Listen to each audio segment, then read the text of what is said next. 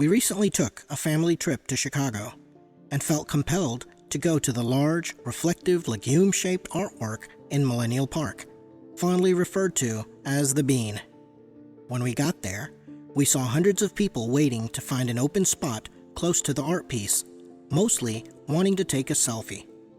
We were no different, and after 10 to 15 minutes, we finally were able to wiggle our way to the front and took a shot ourselves.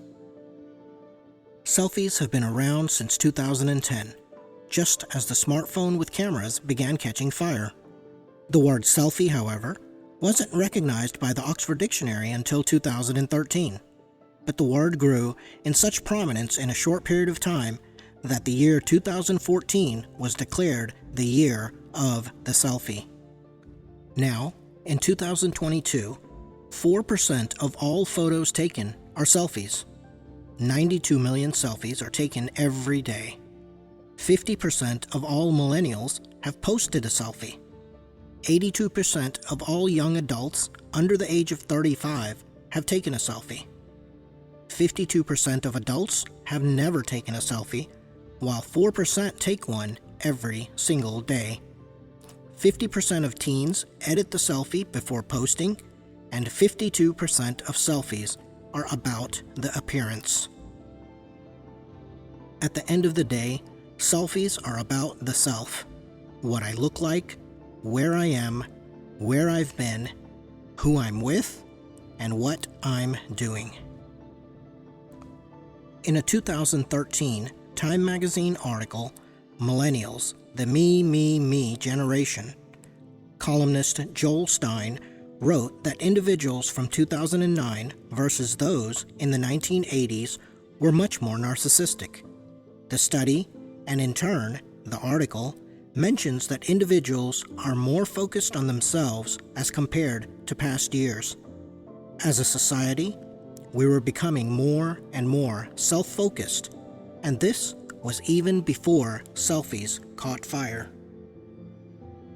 This selfie generation is one that has grown up with a sense of self, with a focus on themselves. For some, it seems narcissistic, and to others, it seems normal. It has become commonplace for us to be oblivious to those around us while we focus on our perfect selfie.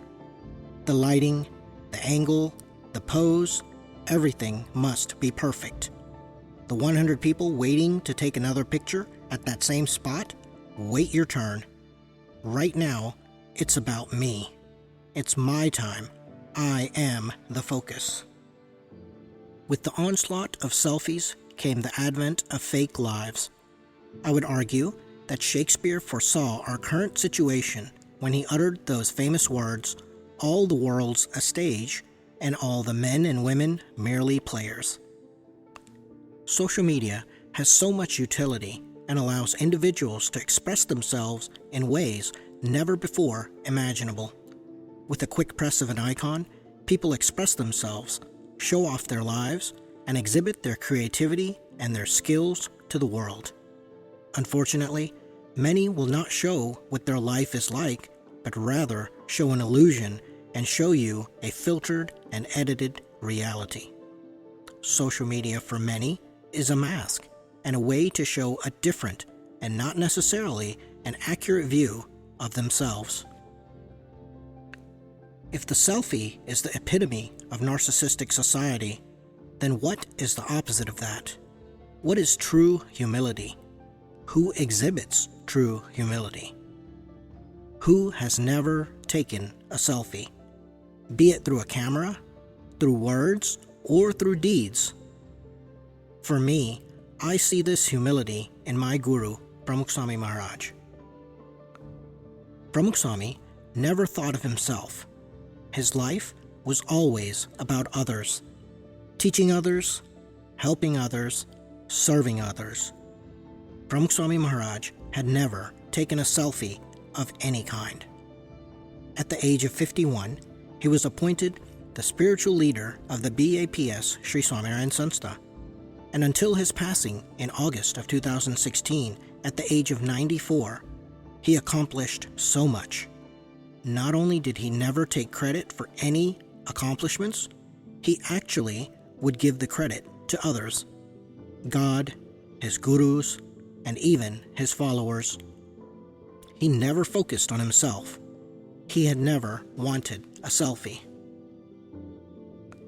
He's gifted this world with 1,100 mandirs and over 1,000 sadhus. He's transformed millions of lives for the better through his anti-addiction campaigns.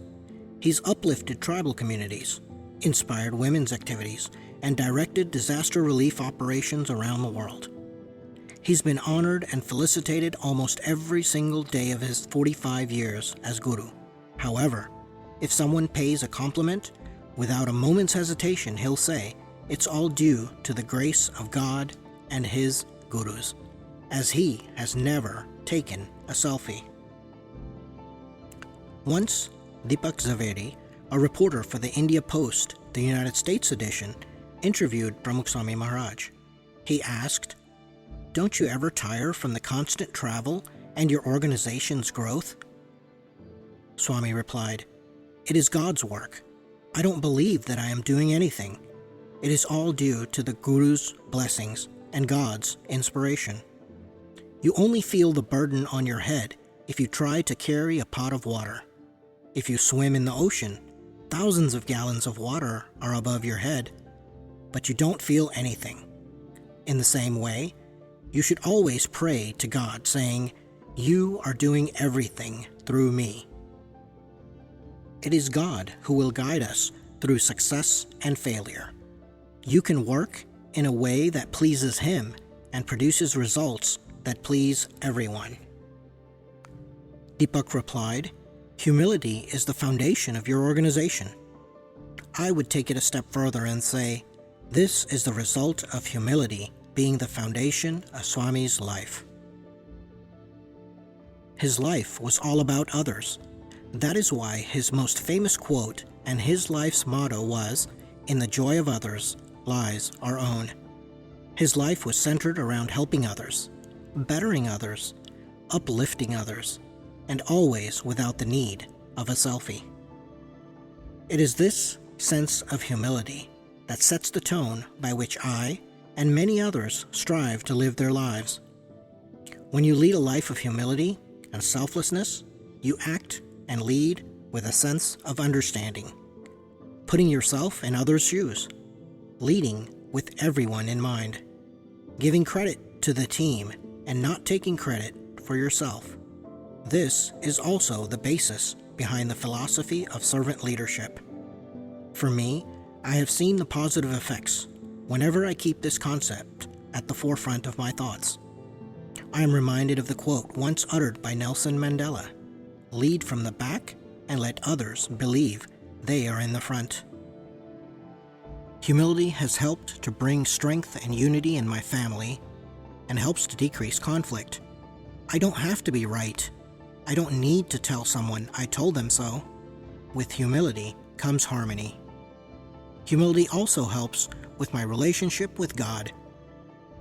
If we are humble, then we become cognizant of God's will and therefore live our lives accordingly. We learn to not use our own logic to rationalize God's teachings and therefore never question His direction, commandments, and wishes. Remember, humility is key, not the selfie.